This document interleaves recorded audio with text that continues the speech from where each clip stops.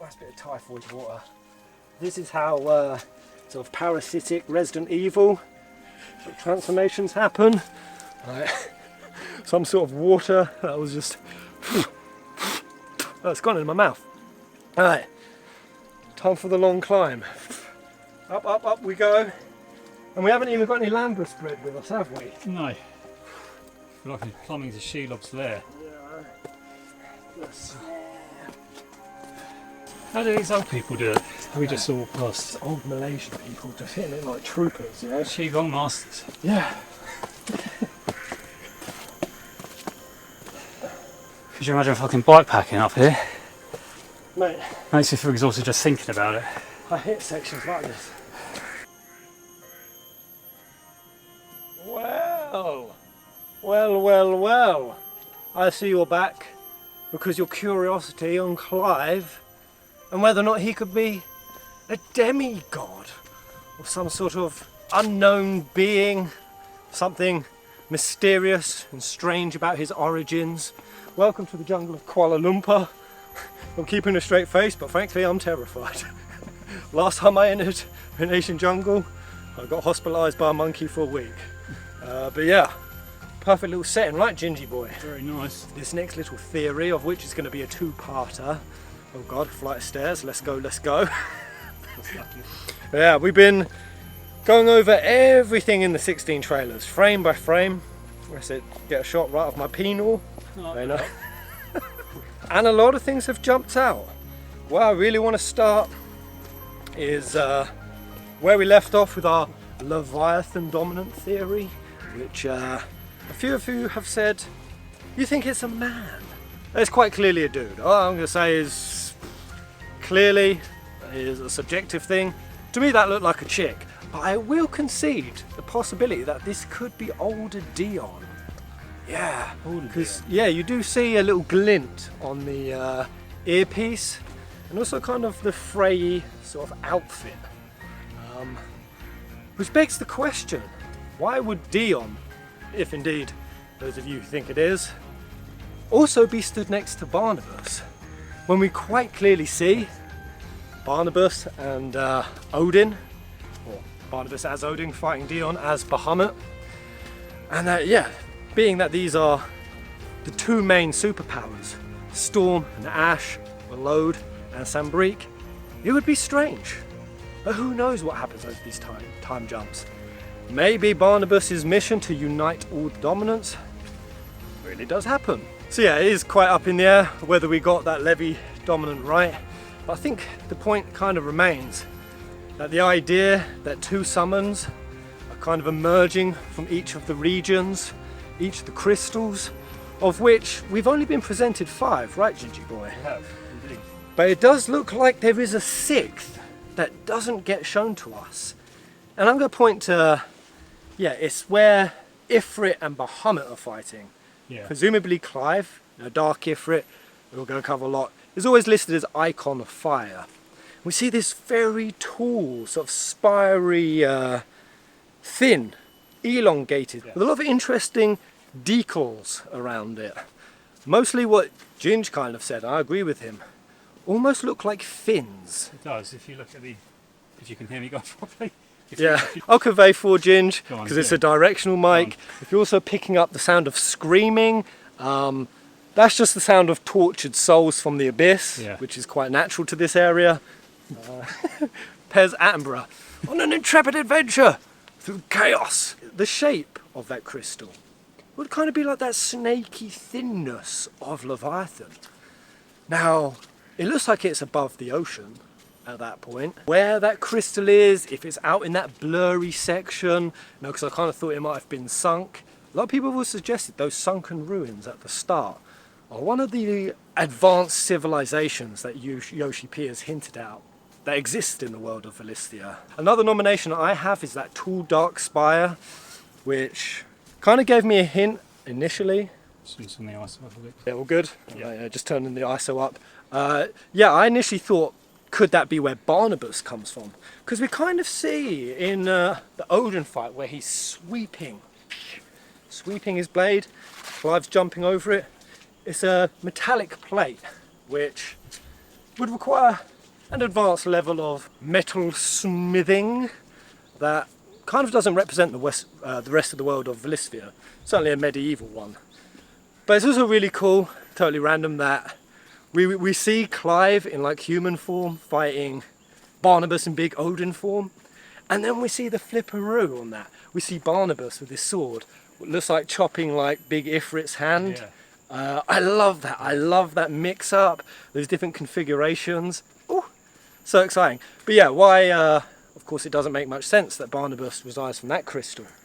We're going to be covering this on part 2, that 16 is following the biblical Exodus story. This is the Old Testament, and we have found so much juice. So much juice. So yeah, be sure to follow on after this video to go check that out. Bugs everywhere and branches, bugs and branches. But yeah, it doesn't seem Barnabas comes from there, because one of his details is that he just sort of emerged from the sea. That was very much the implication. Landless, and he sort of just came out of nowhere. It really makes me wonder if it wraps into the Cthulhu-esque kind of details, that out in those northern seas, cyclopean beasts, no one emerges with their sanity intact. Warped realities, cannibalism, heavy, dark, crazy stuff, all portrayed to us through the book that we see the trailers opening and closing from. Which leads me, old Peasant, to believe that where Barnabas has come from is from this very abyss void itself, whether that's into another dimension, but whatever's residing out in the blurred section, clearly something tethered to insanity. And I got thinking on that. What we're going to experience in Final Fantasy 16, at least this is my hope, into some real deep, twisted psychological elements, would really fit with the brutality and the maturity of the game, right, man? Yeah. Yeah, sure. it'd be so cool. I think that's kind of the vibe I instantly pick up, and it really fits because Barnabas himself, one line I kind of forgot that he said, is that being a dominant, it unmakes us. Who are we? What are the dominants? The power we wield. It wears away at our very being. It breaks us. It unmakes us. That its immaculate aspect might reveal itself. The icon. So the implication that it breaks them down, and that through this breaking down, the immaculate version of the icon emerges. So he kind of glorifies it. Seems he's very pro going off the deep end, and that in doing so, the icons, the dominants, they attain their true potential. What is that potential? Well, I think it's pretty clear that it's got to be to become the heavenly host. And I've wondered if, when they break down, do they just become perma-icon? Do they lose their humanity altogether? And we see it. We see in the trailer, don't we? Like Dion screaming, Hugo holding his head, you know, just, I'm going to crush them, I'm going to flay them. We see Benedicta's scream. Benedicta, who we've kind of picked out, you know, other than obviously Barnabas, who's clearly got a darkness to him, she seems the next candidate to be going off the deep end. And it's kind of reflected in her colouring, in her eyes, in her mannerisms, in the kind of insanity she has in Garuda. That little detail that Benedicta's going to teach Hugo something. Again, is it the passing of sort of Barnabas's philosophy in this, which is to become the highest version of the icon, rather than accept what lies on the other end of that fate, which I think we see is to turn to stone. It made sense to me because obviously the one we see turn to stone is Rama, and I'm wondering if they don't become the untethered version of the icon, is that the fate that awaits them? And it makes sense that it's done through Rama because, of course, what's his typical classic trait is that he's the most sagely. He's the most, oh my gosh, we're coming across a rope bridge. Oh, well, shall I go first? Yeah. Wow! Come with me and you'll be in an IRL Final Fantasy. So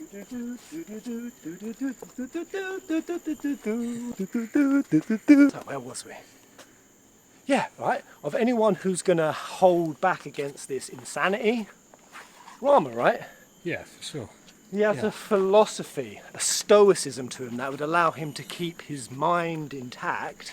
Oh, this is wobbly as hell. You're scared of fights, aren't you, mate? Yeah, man. This theory is going to be a lot of speculation, and how I think it ties into the broader themes of the story is the possibility that this goddess figure that appears in Sambreak's artwork that may have been the one to bring eikons to the world of Philistia. Why? Well, if you look at the artwork, there's two ways to interpret it. That she creates the dragon-like being, which could be Bahamut, makes sense. Now, this is the one true deity that Sambreak worships. It's not Bahamut. Could it potentially be like a Shinryu or a Midgard Soma? Whatever the drake is that created these crystals, died on this land, and is why we have Drake's head, Drake's spine, etc. But another way to look at it, does this deity become the dragon-like creature? And this one true deity can show up in the form of a dragon-esque creature. And the reason why I think that it kind of fits is the little girl we see on the throne. Now I would say this is a girl, people said it's clearly a boy, with the braid.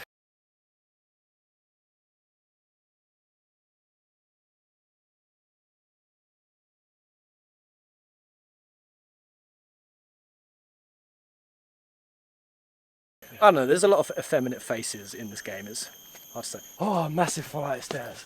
Oh, maybe we should perch our butts here. Yeah. Just to get some of this theory out in a succinct way. Oh my god, it's so muggy today. Hottest month, like day of the entire month we've been here. I'm just scatting the possibility that this young girl, because it does say in Sambreak's details that the Emperor is a reincarnation of the one true deity. Now, this old wrinkly arsehole here, who gives me very King Thornton-esque vibes, he's clearly very war hungry, clearly has a complex for power about him, and it makes sense that he aspires to like a god king kind of level, and that he's using these two kids, Dion and this little girl, as essentially his puppets. And what I'm wondering is this girl also a mini dragon of some sort to fit in with that two per crystal theme? And maybe it fits because we do see two dragons on Sambreak's artwork. Maybe in the time jumps she's gonna pop out as like a little Tiamat. I think I need to wash my clothes after this. Sweating like crazy, or some other dragon-esque being. But the main distinction I wanted to point out is that it seems clear from the dialogue that Dion isn't actually kind of embodying that Bahamut-esque mentality, not the classic one, not the power-hungry dragon king. He actually seems like he's kind of peaceful. We hear in the trailer that a war in Philistia would plunge everything into chaos, and as the Emperor is saying, citizens, we can breed more of them, etc. You see Dion like a pain in his face, at least hinting that Dion might be rational. He might not actually be along with the Emperor's plans and all this killing. That's also maybe why he could be standing next to Barnabas, We don't know after these time skips. Like, Dion might get thrust into the war early stages, but then come around for some other fix, which Barnabus believes he has to unite all the dominants, bring an end to the suffering.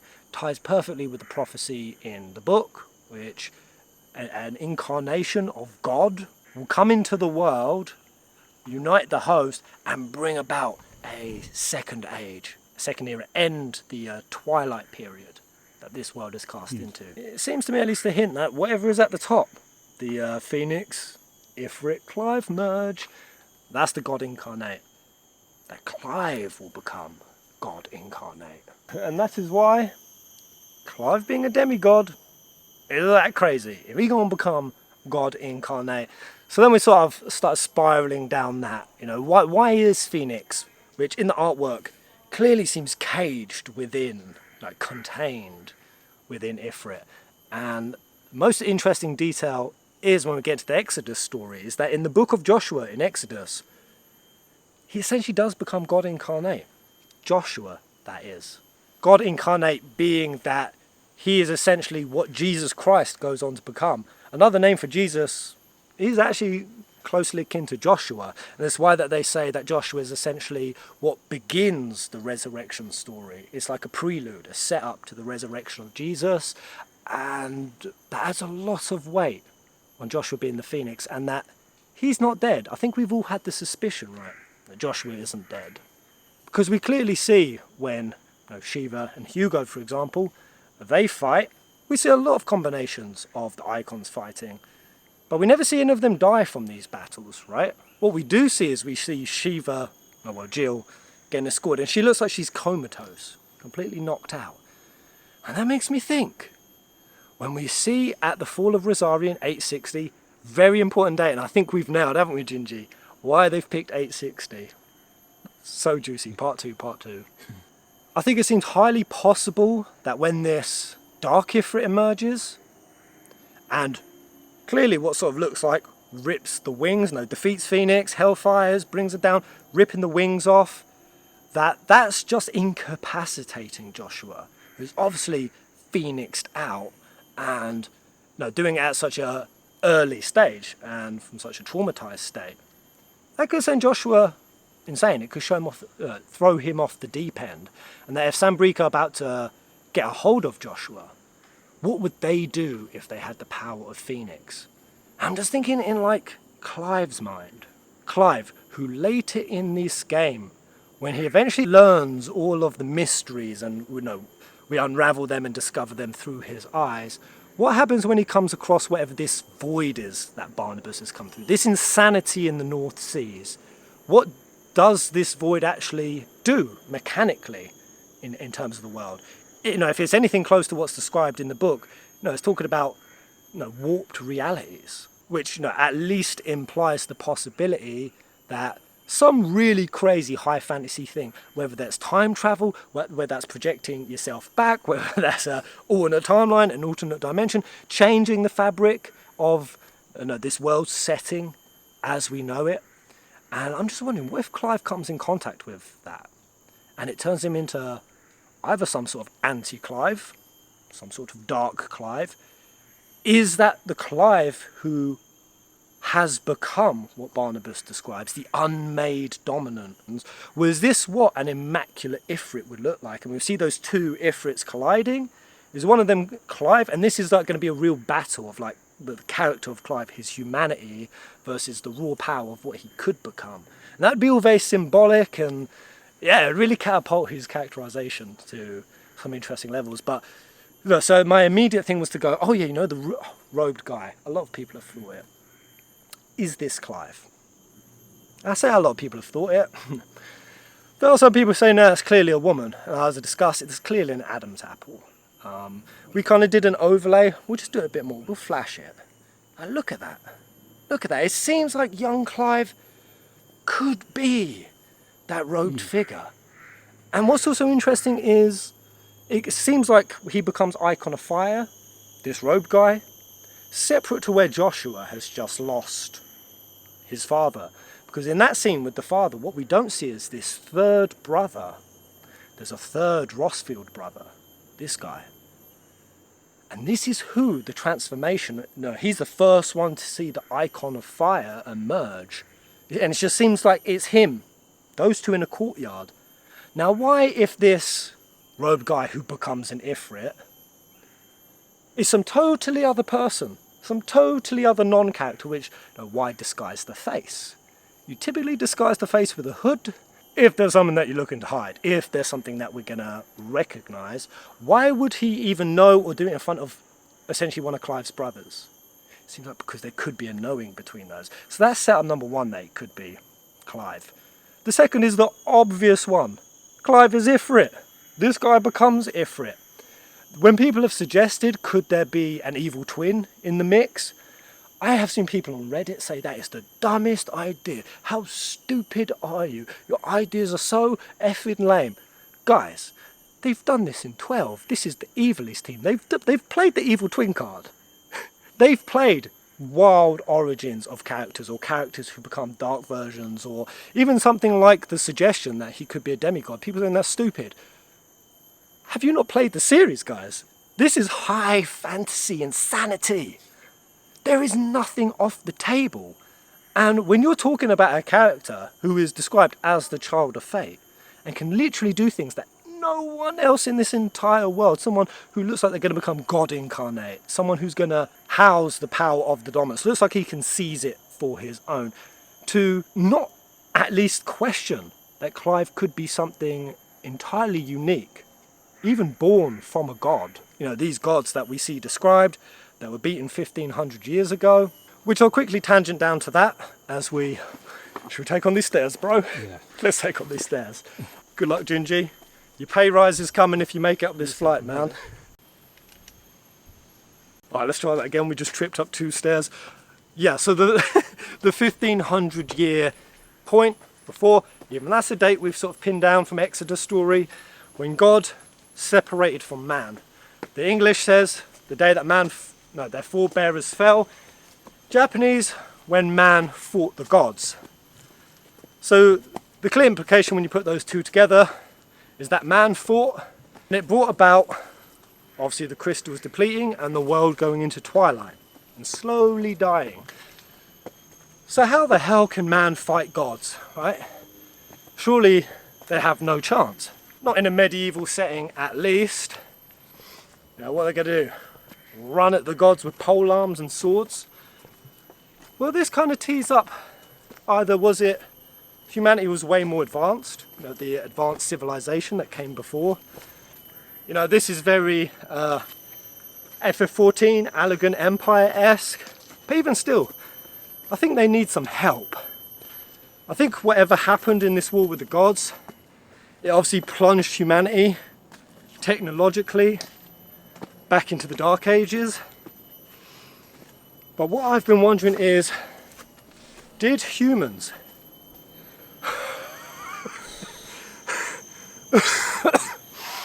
breathe, breathe. Us dwarfs are very powerful over short distances. Down this way. What I always think is quite common in God stories is that gods, they like to be worshipped, right? Yes. Worship gives them power.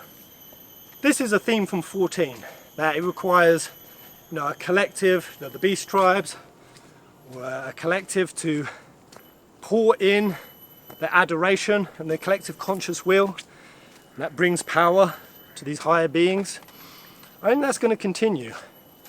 And what makes me wonder is, what did one of these gods, because it's described as multiple, the fall of the gods, did whoever this Sambreak, one true deity is, did she do the old classic of wanting all of humanity's adoration, all of their praise for herself, and helped humans to essentially turn against the gods, to take them down?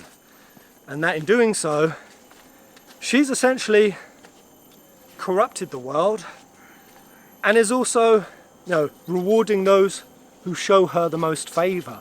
So this is where I started really getting to the goddess. Because we've had figures like Sophia and Lakshmi. I think Sophia did this in 14, Lakshmi definitely did. Kind of wanted to incense her followers, used ether and the crystals to basically brainwash them. And it would make sense because Sambreak's crystal is described as being the one most abundant with ether. Most abundant. And also it's clear from the campaigns that Sambreak have the most success in the wars. And this ties with the Exodus story a lot. When the tribes of Israel went to war, that the ones who followed the true deity, or the true Christian God should I say, that God would bring them victory. Would bring, oh that's slippy. God would bring them victory and vanquish their enemies. So that's one possibility. Yeah, this could be a traitor god. And it would be very classic FF. You know when they got like the halos and they're called this heavenly host? I immediately get suspicious of that. Nothing's ever as heavenly. When it's described as divine, you best believe Yoshi P could be punking us out. And there's something inherently flawed with getting this heavenly host together. You know, maybe it would be serving whatever this evil goddess Biatch's plan is. And that's kind of what would make Barnabas played in as the unwitting villain, wanting to be a hero. And that Clive, his actual calling, might not be to unite the dominants.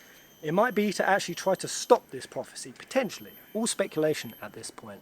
Very quickly though, just some of the other goddesses we kind of nominated. Because when you see this, a higher being, it looks very seraphy, which is very Old Testament angels. Kind of look not as lovely as they do in the New Testament. And they're pretty fire and brimstone, man. Some pretty heavy imagery. And it kind of ties with, again, this being a Evil East team, the team that worked on 12. Could it be Ultima? Ultima was the High Seraph who was created, like literally was a man-made god created by a more advanced civilization. Because you sort of see like mechanical parts in Ultima, in sort of the lower body. And also, I do believe showed up in 14. I'm not sure though. But it makes a lot of sense if it could also be that, because part of the Ultima story was a god and then helped betray the other gods. Regardless of who she is Clive in some way born from her? Hell, is it Clive's mum? Because we have had a lot of doubt that the woman we see in the first trailer is Clive's mother. It's not just going on the fact with the black hair, whereas the other two brothers, Joshua, the guy there blonde, and the idea with that potentially Ifrit, who they believed should never have existed, Ifrit, who is sort of humanity's biggest fear. He's the one of most destruction. He represents their darkest nature. That was the tee up in 15, right? That Ifrit was initially the blessing for humans. Gave them their fire to create and evolve, stoke the furnaces of technology and advancement, which is a good idea considering that this world has clearly backpedaled. What if they really do fear Ifrit? What if he was supposed to exist, but has been getting suppressed? Well, you know who could be suppressing them? Could it be the Iron Kingdom? Because the Iron Kingdom have always killed their dominant. The Iron Kingdom who also controls the same, Drake's breath. What do dragons breathe? They breathe fire. This crystal is wreathed in fire. This is where Joshua and Clive become icons from. So it makes a lot of sense that it could be the Iron Kingdom that has always been trying to suppress Ifrit. So why now? Why does Ifrit get out? Why could it be split between two? All speculation, of course. But my thinking is the mother. She only shows up a little bit with those very stern looking handmaidens. And there was a stern expression that we've sort of seen before. It was from that crazy cult fella. And Iron Kingdom is described as a kingdom that is ruled with fear and sort of fanaticism. And they consider ether a poison to the body. Now, when we go and we see how the mother interacts with Joshua, who Joshua does not look like he loves her in the slightest, she does two things. She covers her mouth, which makes me think, especially if Jill is Shiva, no, she's in front of both of them, that anyone from the Iron Kingdom who's been indoctrinated to think it's poisonous, they're being in front of two, getting like mini dominants, they should be covering it so she don't get infected. She even specifically says, Joshua, you're not supposed to be out, you're sick. Now there's nothing sick about that boy, it seems. But her perception is that because he's the Phoenix, he's ill, he's corrupted. And it would also make sense why the Archduke kind of has to console Joshua, to be like, no, you are a gift. Like what you have, Joshua, is a gift. And that sort of means that the Archduke and Joshua's mother, they're at loggerheads. Because a lot of people said, it could just be like Joshua's babysitter. Why would the Archduke nominate someone who has that kind of mentality towards the son? I reckon, and it's the fact that there's been a war between Iron Kingdom and Rosaria before, because the Archduke says we need to get Drake's breath back, meaning they fought before, but they've been at peace. Well, how in medieval games do peace typically come around? Well, the same way that the Northern Territories in Rosaria, they handed over Jill as a ward. What if it was done through marriage? And this comes into the Exodus story as well. That marriages between kingdoms can be some messed up stuff, right? Yeah. So. My Pezzies. Could it be that through the mother, Ifrit was able to get out? Because if the Iron Kingdom always killed the dominant before he was able to come, but through this marriage, someone highborn from the Iron Kingdom was able to basically be the vehicle, and that potentially the mother didn't do what the Iron Kingdom should have done, which was trying to kill her son. Maybe she couldn't do it. It would have been very hard for her to It would have been hard for her to do it. And it makes me wonder, you know, but even is Clive her son? Because we also did another interesting thing. Clive bows. He bows, very formal. Didn't seem that way. But it makes me wonder, yeah, were they twins? Were they separated? Was one going to try to be killed? I know, there seems like there's some in there. I'm going to injure myself. Right, I'm going to consolidate these thoughts a lot more in part 2, and how the biblical stories may actually kind of define more which are the more likely outcomes. But I can't help but get a feeling that, especially if this cloaked, this robed guy, whether he is Clive post-humanity or is Clive making the conscious decision to keep his brother, because what would be a better outcome, and how dark would that be? That to help his brother, he has to wreck him up and keep him safe throughout, because clearly Phoenix is missing from the heavenly host. And it's labelled in the book of Joshua that he's one of them. And it would make sense that if Clive, or anti-Clive, is aware that being Phoenix, he has the powers of rejuvenation, that by taking this step at the fall of Rosaria, it would actually be a necessity. The only thing that makes me doubt that this is like Clive doing thing like anti-Clive, or Clive once he's learnt of the darkness, which, you know, with the robe, it's very Asian-esque, and there's so many parallels to 14 that whoever that dark Ifrit is has clearly gone through whatever Barnabas has gone through. The madness in the North Seas. The reason why I don't think that could be Clive is because when we look at what that dark Ifrit's agendas are, they're clearly to hurt Clive at every corner. Every corner. First, of course, wrecking Joshua. The second thing is, because we're wondering, like, after... No, clearly it's Sambreak that attacks. No, does he just show up, do some destruction, and then disappear, and Sambreak takes over Rosaria? Because they do say they take over all of Storm. Well, it doesn't seem that way, and that this robed figure must take over Rosaria because of the crew that Clive is with. They're all branded with the mark of Ifrit. And they're all described as being like the lowest of beings, you know. We don't question orders, we just follow them. The Japanese was more explicit on this and saying they're basically like subhuman, with no free will of their own. The fact that Clive gets put into that and branded, a brand that we see at the end he has to like burn off of his own face. Whoever it is clearly has it out to hurt Clive as much as possible, to throw him into the wilderness so that he has no purpose, no free will, so that he stays completely blind to coming into his fate, the child of fate. The third thing is, what's their first mission? Their mission is to go and get Shiva's dominant, and only the dominant. Now that doesn't sound like someone who's trying to unite all the dominants. It's not like, oh yeah, if you can get the Hugo dominant, get him. If you can get... No, it's get Shiva. Which I initially thought, oh, is that because, you know, Ifrit and Shiva, classic old rivals? Could it be more personal than that? The fact that Clive and Jill seem like they're a ship in this game.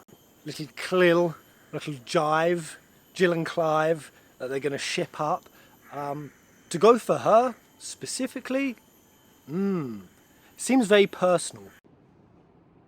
Oh, what a jarring change from the jungles of Kuala Lumpur. But I'm just editing this because we're days late releasing this. Yeah. We end up doing something like 12 Hours Strange Paradise. We will go back to the jungle in a moment, but I'm just editing it, man. And of course, we've had FF16 news since. We recorded that the latest lore drop. But just this little section of the vid, I'm trying to work out if like Sambreak take over Rosaria. Yeah. You know, it's a lot of money, it's a lot of effort to wage a campaign. You want something. Yeah. You want something for your results. Some returns on it, yeah. But how does that really coincide if Dark Ifrit's ruling the roost? Why did the Sambreak attack and Dark Ifrit merging happen at the same time? And what that's got me thinking, are they in cahoots? Now the logic there is, if Sambreak worship the one true deity and the emperor is the one true deity incarnate, now of course when we immediately see that we think, no, that's kind of like what the Chinese empire and whatnot did. They have like a god child, but it's not actually. This is a fantasy game. What if the goddess is literally that little girl? She sat on a bigger throne and she's like kicking her legs. And like, imagine if they're just playing like all sort of coy and like the king Thornton dude who we think is in control. Oh, no. He's a face of it. Yeah. And that goddess is hiding there as that little girl. And that she has planned that attack. And what would the motive be? Well, if she's playing like the 14 goddesses, we're turning people crazy. Incensing them is the motive. That's why she gave these humans the icons. Yeah. Not only that, yes, when Dark Ifrit came, that emerged, we got in the details, what happened? They went crazy, didn't they? Not just Phoenix, they all went crazy across the globe. So that would be the setup for the goddess creating that scenario. She wants the immaculate dominance. She wants the power that she's given humanity to rule the world. Oh my God! Watch out for this little girl, man. Watch out. She's coming to get you, Clive. And maybe she did get Clive. Maybe she's getting him real good. And that's why this feels so personal. That's why what I'm kind of suggesting is, is that Clive the Immaculate One? Is it Flashpoint Clive? Has she essentially asserted in this second fire icon? Because if she's the one who brings the icons down, she could drop one in there to throw it all off. And I still think it's got to have something to do with the moon or the constellation. See a little red dot up there. Which in 14 they played that. It was Dalamud. It was a prison. So the agenda fits. It all fits. And not only that. Yeah. I'm in crazy tin mode. Just, wow. Well, not only that, it just makes sense that why they are having such success in their campaigns. If the one true deity, the one who created these icons, the one who's creating this war, that she is the one in control of Sambreak. And it's not just some sort of metaphor. She's literally, as described, the Emperor is the one true deity. Is she playing coy? And it would explain why there's the most ether, why it's the most abundant. It would explain why Barnabas, who probably has the most knowledge out of everyone, right? Coming out of the void. Why he single-handedly takes the only superpower that would be capable of fighting against her. Because, of course, it's after this moment in Sambreak that's where everything just devolves. It's where the world just spirals out. Which is, of course, going to then deplete ether even more and more. And that depletion makes the summons, the icons, go from basic blue sort of summony manifestations into more orange, matted ones. And that's what's going to push them further and quicker into the insanity. And then, bam! That's the goddess motive. Sambreak's motive. Everything, and it just makes so much sense because the halos on the goddess are the halos on the icons, and the only two that don't have them, Phoenix and freaking Ifrit. So that sets up Clive going against her. And how's Clive going to do that? Does he have to flashpoint? Does he have to project back? I don't know. Does the goddess send a version of him back, or like a similar one? Like an offset Clive, knowing that he's the threat. He's always been the threat. Because everything can be just so antithetical, so backwards. Divine halos, good. Dark bad Ifrit, bad. Yoshi P knows how to subvert expectations. That's what's great about this guy. And that's why if it's not conscious Clive doing it, is that why it seems that everything that this Dark Ifrit is doing is to stop Clive, to hold him back. Now, even the little things like the brands we spoke about in the last video, like why brand people? It's not just like for an ego trip. I don't think it's as superficial as that. Is it to leave a breadcrumb trail Because, Barnabas sends Benedicta out. The second he hears about Ifrit coming, sends Benedicta to go find it. Well, that would set up Barnabas's motive to be like, he has to stop this biatch. And he knows that this is a play, one of her plays. But gets it kind of confused, gets some sort of mixed identity going on. Because that's why we see Benedict and Clive fighting again and again and again, multiple times throughout the game. And the fact that that fight happened in Sambreak. Why is Benedict even a Sambreak? Again, is it to go for this godchild? And Clive is kind of causing a confused muddle in the plan. And that would be exactly what, if Clive is the child of fate, related in some way to this goddess, born from, born of, whatever it may be. It'd be a combination of either trying to stop him, control him, or propel him. And that's the reason why there's this breadcrumb trail of like branded people. Because Benedicta, when she shows up at these war scenes, there's a trail of bodies with Ifrit on it. It's just like, hello, Ifrit here, Ifrit here. It's too obvious. It seems like someone wants to point the path to Clive. So I'm at this stage right now, guys, where I think the big bad villain in this game, it ain't Barnabas, it ain't even Rogue Hood guy. I'm telling you, I'm calling it now, little girl. They're gonna make us think that she's like being controlled by some crazy maniac emperor.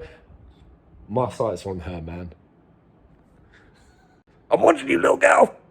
I got my fucking eyes on you.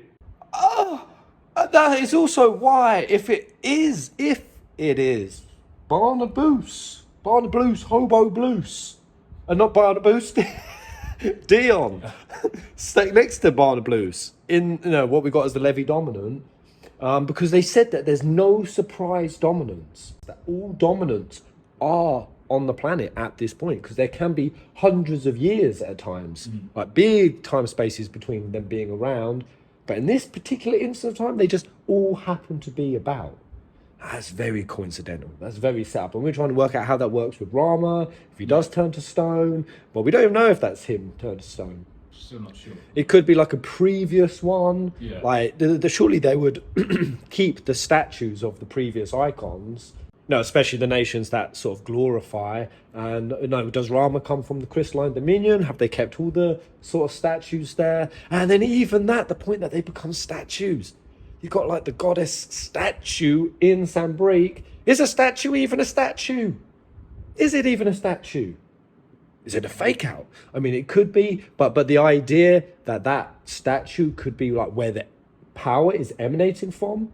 Like, she might not be inside the little girl. She could be, like, resonating from that statue point. And the only reason that makes sense is Benedicta's eyes are always orange. Always orange. Yeah. Throughout the entire game. Except for that one scene where she flashes her wings out and she's right in front of the statue. It's the only time we see her eyes is blue. Is it because of the proximity that she is to her creator? She's essentially this freaking goddess. Well, I'm just editing the scene of Benedicta. I'm way too excited, man. I'm a fully grown man at this point. But like, look at the way that this trailer is cut. Like, we have the insanity mode, all of them screaming, which the lore tells us happened when second Ifrit emerged. Yes. So they're screaming, all happening at that point. Bam, bam, bam. It goes into like the brain neurons. The very scene after, Benedicta, it's cut in that way. The trailers can be misleading, but they can also be the opposite. They can be telling us what's happening in discreet, hiding in plain sight. Because bam, insanity, statue, Benedicta, blue eyes, goddess is the source of it all. What was the point I was trying to make it, Ginge? Dion. Yes. Dion. Is that why? Because we clearly see, Barnabas go straight at Dion. We see the fight between Bahamut and Odin. Again, of the anagram, the light and the dark. Fits thematically, if this goddess is corrupting the world because she's bringing too much light into it. This is 14.101. Too much light causes stagnation. This world is stagnating. Barnabas is the darkness to add fluidity. And if he needs to convince someone more than anyone that his nation is being controlled, Dion would be the man to get. And no, Dion, who we see kind of have this inherent, like, why are you starting this war? We see through Dion like the illogical sort of frustration with it. Yes. Like, why are you plunging this into the war? And we see him directly at the father, but if the father's getting it from the goddess, well then if Barnabas manages in the fight to incapacitate Dion, have a chat with him, tea, scones, a little chatteroo, tell him what's actually going on, and then Dion finally clocks it, and you know that would kind of bring a logic to him being king of the summons. Yeah. Which is that idea that Bahamut, he doesn't want to be controlled for false regime, for false purposes and ideologies, and that Dion actually converts. And that would make Bahamut kind of at that level where he's not just a little bitch boy being controlled. He sides with Barnabas. Oh, yeah, and that's why he's uniting all the dominance to reverse back, to full counter the power that the goddess back at it. I don't know, all through Clive in the Ifrit. Back to the jungles! Very, very personal. And could it be to disempower Clive? No, strip him away from ever coming into his fate? Or is it just the opposite? Is it to propel him faster into it? Because all we've got to remember is what Barnabas says. That it's when they're unmade, it's when they're broken down, it's when they lose their humanity and their sanity, they become their most powerful versions. So there's this dark Ifrit, kind of trying to either make him like an evil twin who's like, come and be a dick cheese like me, or, is it Clive trying to, I don't know, man, I don't know how you feel on like time travel or like sort of loop paradox stuff, but it's kind of like he has to self-fulfill his own prophecy, his own like bringing into creation to essentially do what has to be done, which is to protect Joshua, keep this host from happening, reincarnate as this high seraph being, and then maybe with that take out whoever this evil goddess is, who may have tried to incense all of humanity simply so that she gets extra likes on her deity Instas, her socials. Maybe. It's all speculation. It's all tinfoil theory. We're definitely going to record the next one in an air-conditioned apartment. Final little tiny detail that I really liked, that I saw, is Jill clearly does go back to Bukak and destroy the Iron Kingdom, because we see a little screenshot of Jill in sort of half Shiva rapier form at the steps of the Iron Kingdom crystal. Which I think that's the scene, because she's got the red glow on her face. And it's a fiery nation in front of the fire of the crystal, which says, I bow to no one. Very fitting that it would be them she says it to, because she's been, what seems like ever since the fall of Rosaria, a slave to the Iron Kingdom. Oh my god. Oh, this is getting ridiculous at this point, but I just edited it, the part about Jill going back to fight the Iron Kingdom. Like, cool revenge arc. But man, we got to like really consider that this is the fire crystal, the fire nation. And they've always killed their dominant. Just killed them. But have they always killed it in the context of it was Ifrit? Now, because I'm wondering, they've got a hold of Jill and they clearly keep her for a long time. Something that's a poison. Ether is a poison to them. They never let their dominant manifest to use it. Now, you could say, okay, well, the war gets more intense, so for their own protection, they decide they need a dominant as well, an icon to help win these wars. But surely that's always been the case. And that they've never actually resorted to like using icons. So why now? Why keep Jill alive this entire time? Well, surely it must potentially have something to do with if they now know that Ifrit's got out. They wasn't able to stop that. And Ifrit, who sends Clive and that rogue gang to get Shiva, that a big part of Ifrit's plan is to get a hold of Shiva. So the Iron Kingdom make that play. Surely the Iron Kingdom are doing it because by getting a hold of Shiva and keeping her alive, they don't want her dead, potentially the same way that Ifrit does. Because knowing that Ifrit is out, who's going to be the strongest one to stop him? Shiva. His literal series franchise-wide enemy. He's the one with the most power to contain, so that's why they get a hold of her.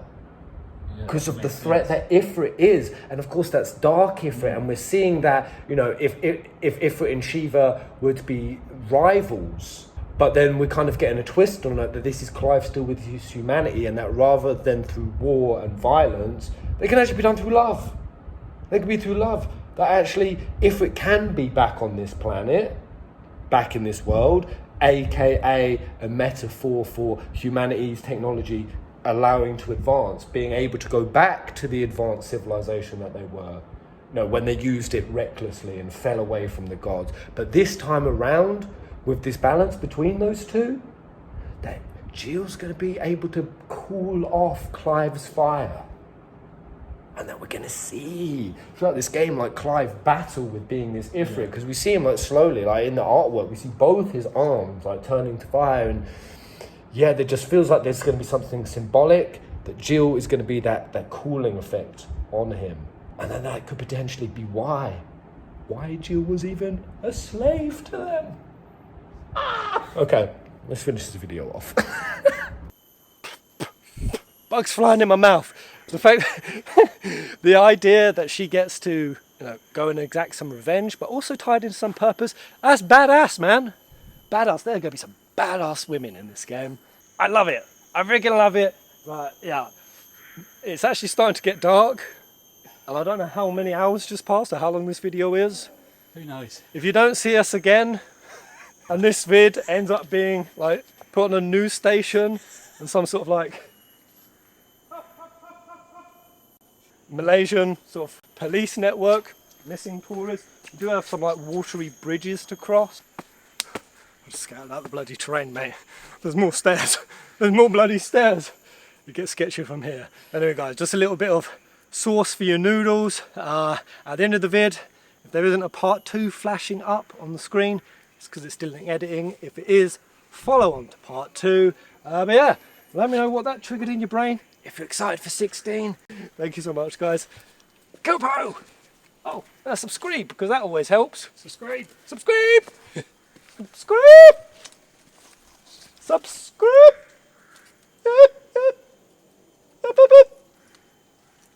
Called a monkey now.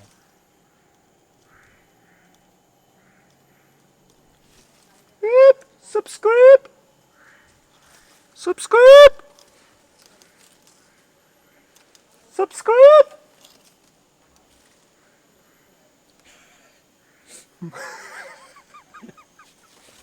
Madman.